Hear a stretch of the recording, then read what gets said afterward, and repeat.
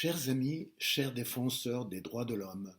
une bonne hygiène avec du savon et de l'eau, masque, distance et ventilation sont jusqu'à présent les clés de ce qu'on pourrait appeler le vaccin mondial contre Covid-19, au moins jusqu'à l'arrivée de médicaments efficaces.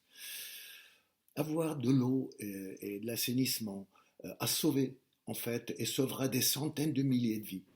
Cependant, dans de nombreux pays et de villes, l'eau est coupée pour les familles les plus pauvres qui ne peuvent pas payer, rendant plus vulnérables ceux qui souffrent le plus,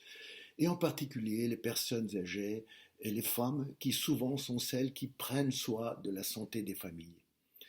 C'est pour cela qu'en cette journée mondiale de l'assainissement, je pense qu'il vaut la peine de concentrer les efforts sur cette question à un moment où la gravité de la pandémie nous permet de mieux comprendre l'injustice et la folie inhumaine de ces actions. Pour cette raison, au-delà de demander au gouvernement et aux conseils municipaux d'interdire ces coupures d'eau, je m'adresse à vous tous, défenseurs des droits de l'homme, pour organiser ensemble, à partir d'aujourd'hui, une action d'information, de signalement et de suivi mondial de ces violations des droits de l'homme qui ignorent la législation internationale actuelle.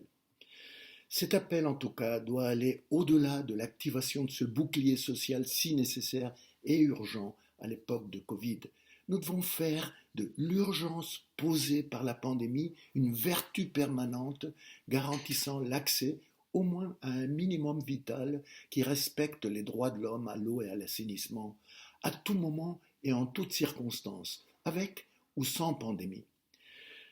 J'attends avec impatience votre participation active à ce projet.